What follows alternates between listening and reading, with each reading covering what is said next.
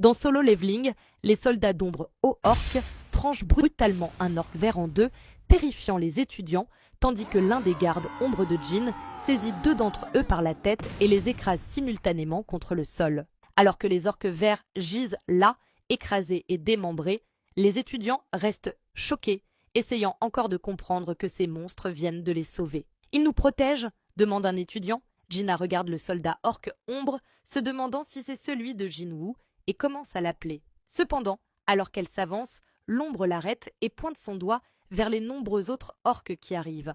La porte se fissure complètement et les dernières contraintes sont levées. Le chef, Guroktaru de la tribu de la Lame Rouge, annonce que rien ne pourra l'arrêter maintenant. Un de ses guerriers l'informe que 3 guerriers hauts orques aident les humains, ce qui l'insulte car il ne peut accepter que ces grands guerriers orques ne parviennent pas à gérer 3 hauts orques. Pathétique, guidez-moi là-bas, dit-il en attrapant son épée.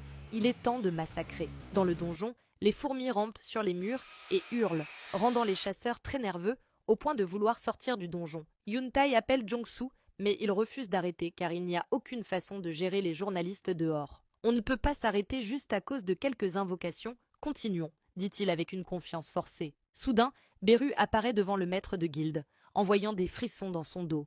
Allons-y, dit-il nerveusement en souriant.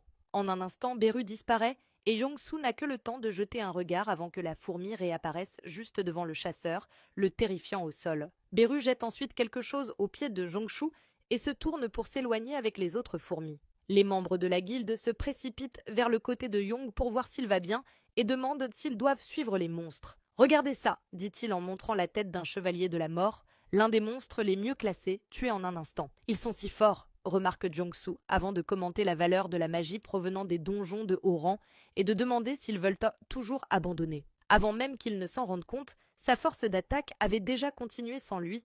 Yuntai demande à Jongsu « Combien de temps vas-tu rester là ?» Dépité, il dit « Ah, ces types !» et l'arc continue. « Abonne-toi pour la suite. »